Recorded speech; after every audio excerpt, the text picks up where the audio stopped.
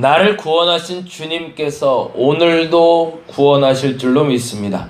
나를 구원하신 주님께서 오늘도 그 구원의 사역을 준비하시고 계획하시고 추진하는 줄 믿사오니 그 믿음으로 살아가는 우리가 되게 하여 주옵소서. 거듭난 경험이 있기에 거듭날 것을 믿고 살아가는 우리 되게 하여 주시옵소서.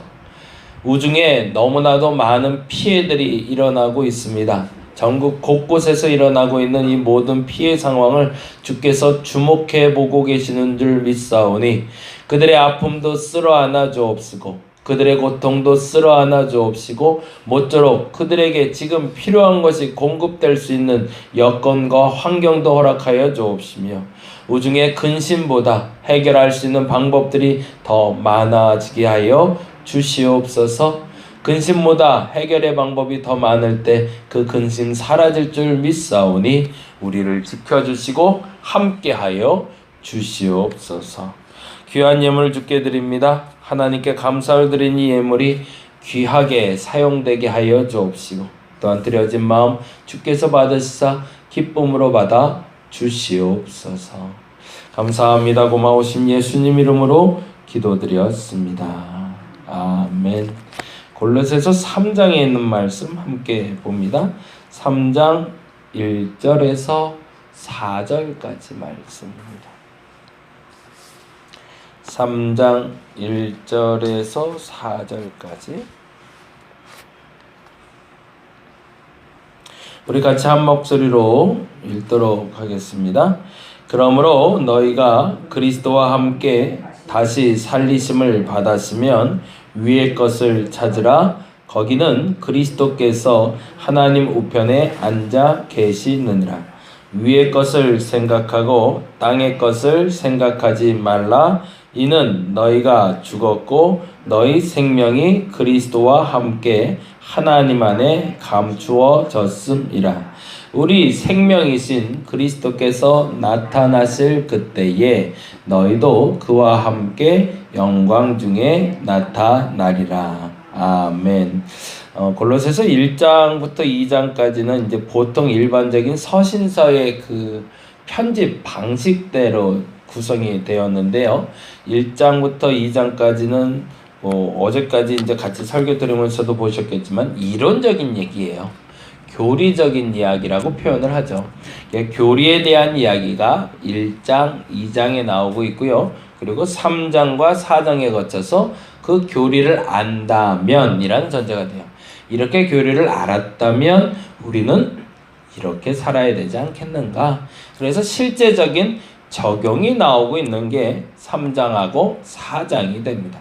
로마서는 1장부터 11장까지가 교리에 대한 이야기고 12장부터 16장까지가 실제적인 적용에 대한 이야기가 나오고 있는데요. 지난번에도 말씀드린 대로 사도 바울에게 있어서는 1차, 2차, 3차 선교 여행을 거치면서 근심거리가 생겼던 거죠. 그는 끊임없이 예수만 전했는데 예수만 전했을 때 사람들이 예수만 생각한 게 아니라 예수와 관계된 것들도 고민하기 시작했던 거죠. 참 신기하죠? 예수만 얘기하고 있는데 예수와 관계된 게 또 뭔지를 사람들이 파기 시작하면서 거기서 애매한 일들이 벌어지기 시작했고 우리는 소위 그래서 이단적 사고라는 것을 그때 만나게 됩니다. 저와 여러분이 복음에 집중할 수 있기를 간절히 바랍니다. 복음과 관련된 것에 집중하다 보면 흐트러질 수밖에 없어요. 그런데 안타깝게도 사람들이 그 사변적인 것에 너무 관심이 많아요.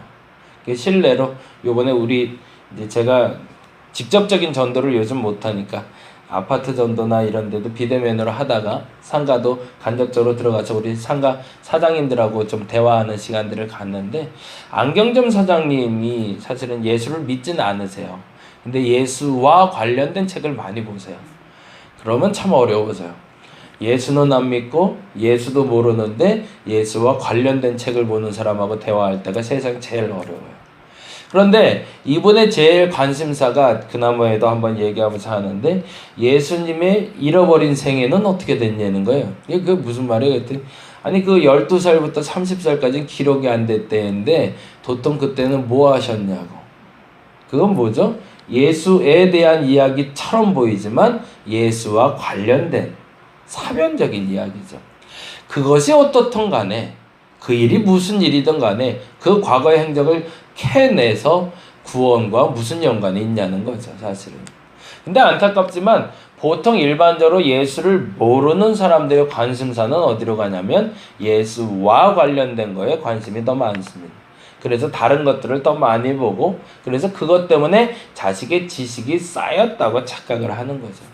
사도 바울은 그 안타까움을 가지고 예수와 관련된 것들이 부수적인 것이고 예수를 아는 것이 본질적인 것이다 라고 주장하며 기록한 것이 소위 교리입니다. 그래서 그 교리라는 것은 예수에 대한 설명이지 예수와 관련된 설명이 아니에요. 그런데 안타깝게도 그 교리를 보고 또 예수와 관련된 것들을 자꾸 사람들이 자꾸 살을 붙이니 문제가 되는 거죠.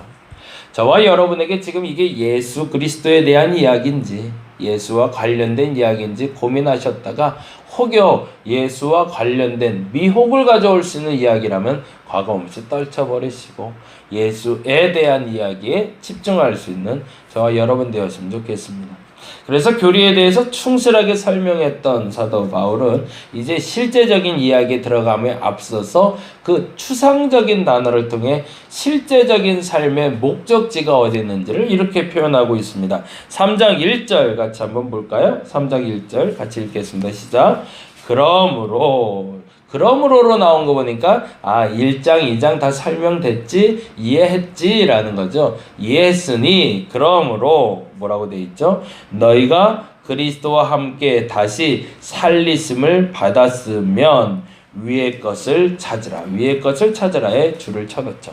위의 것을 찾으라가 뭘까요? 예수와 관련된 이야기가 아니라 예수를 찾으라는 거죠. 그리고 보다 정확히 이렇게 되어 있습니다.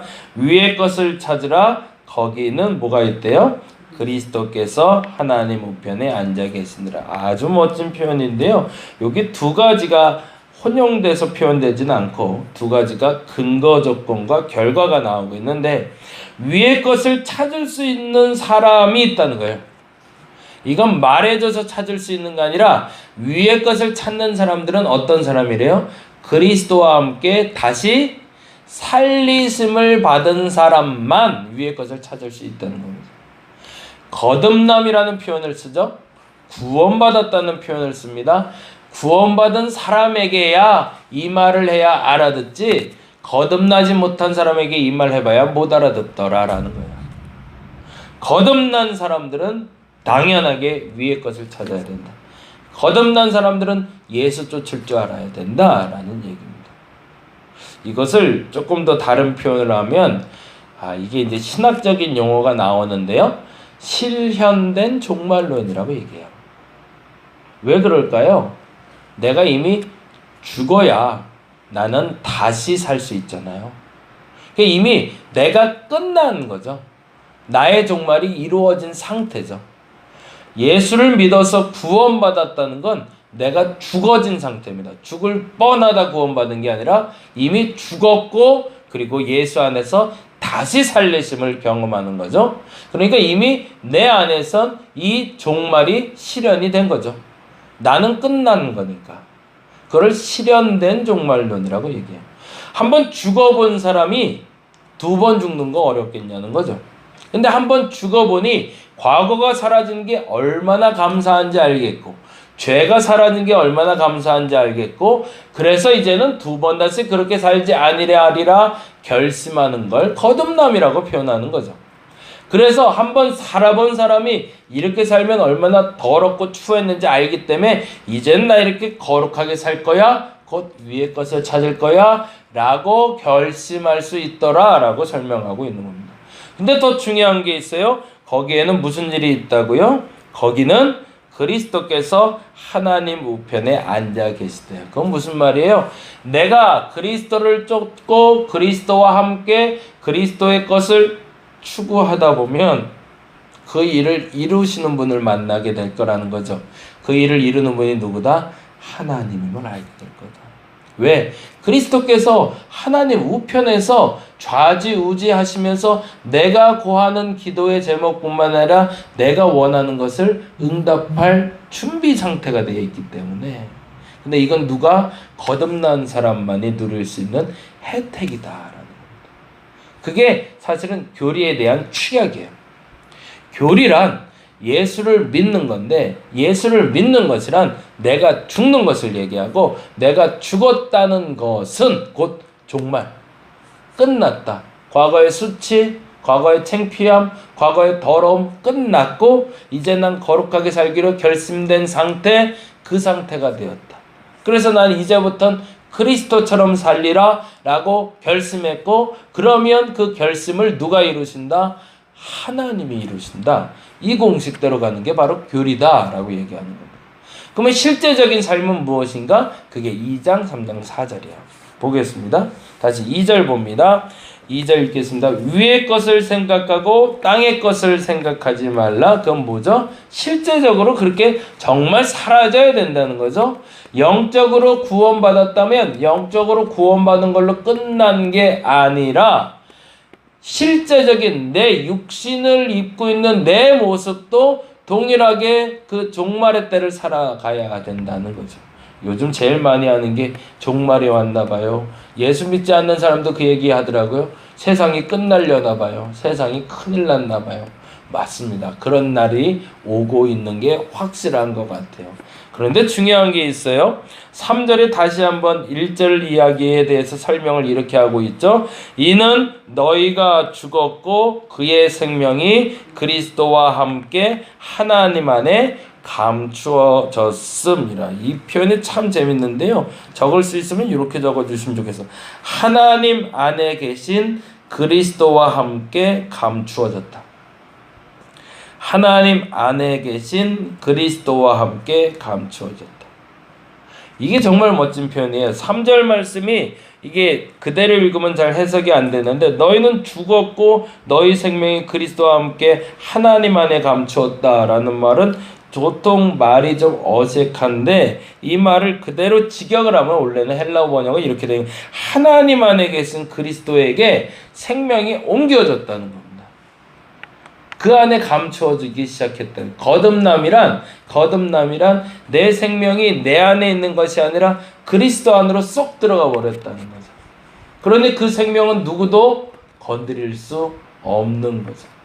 사람이 나를 죽이려고 해도 죽일 수 없고 나를 살리려고 해도 살릴 수 없는데, 오직 그 생명에 대한 좌지우지는 그리스도 안에 쏙 들어가 있으니, 더 정확히는 하나님 안에 계신 그리스도 안에 들어있으니 철저하게 보완되고 있어서 거듭난 사람의 생명은 절대 그 어떤 이도 건드릴 수 없다라는, 이게 얼마나 멋진 표현이에요. 그러니 감히 나를 해코지할 수 없다라는 얘기죠.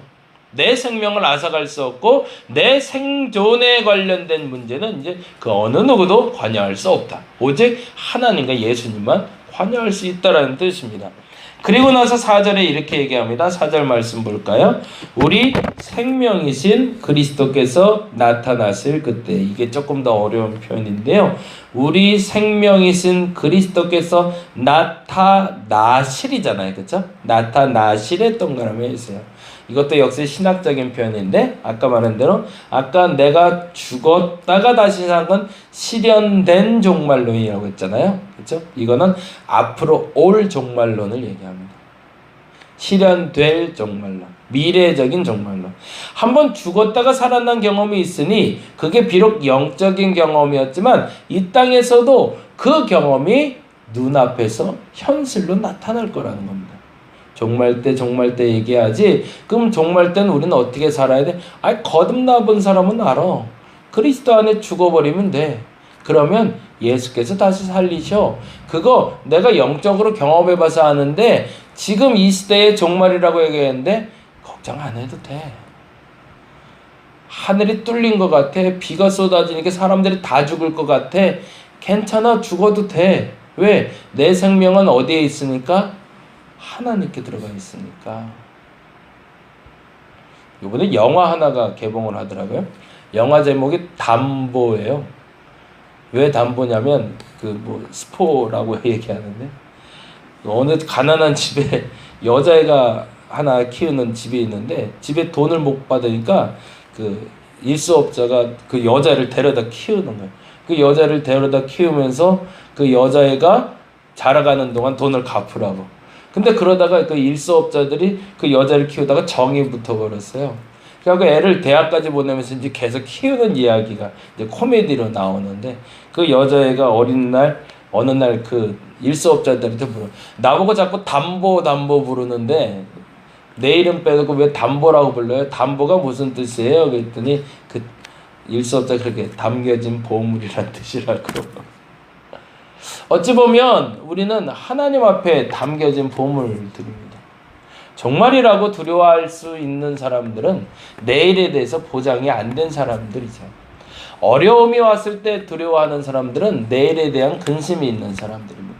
근데 사도 바울은 분명하게 말해요. 거듭난 경험이 있다면 왜 걱정하냐는 거죠. 영적으로 죽어본 사람이 왜 걱정하냐는 거죠. 지금 죽어도 살 거를 나는 아는데. 이때를 살아가는 기회가 그리스도인들에게 있는 줄 믿습니다. 염려하지 않는 거듭난 그리스도인, 진짜 그리스도인으로 살아가시며 위의 것, 오직 그리스도를 찾으며 그리스도 안에서 그 문제 해결의 열쇠를 찾아갈 수 있는 저와 여러분 되시기를 간절히 바랍니다. 기도하겠습니다. 찾아야 될 것이 있습니다. 추구해야 될 것이 있습니다. 거듭남, 예수 믿음, 말만 해놓고서 정말 거듭난 삶을 살지 못하는 나를 발견합니다. 예수 안에 죽었다가 나는 살았습니다 라고 얘기하면서 어찌 세상의 이 근심거리에선 이렇게 해결받지 못하는지, 하나님 근심에서 자유하게 하여 주시옵소서. 이 근심에서 해결되게 하여 주시옵소서. 오직 예수 그리스도 안에 그 해결이 있을 줄로 믿습니다. 위의 것을 찾게 하여 주옵소서. 위의 것을 찾게 하여 주시옵소서. 감사합니다. 고마우신 예수님 이름으로 기도드렸습니다. 다 같이 기도하고 돌아가도록 하겠습니다.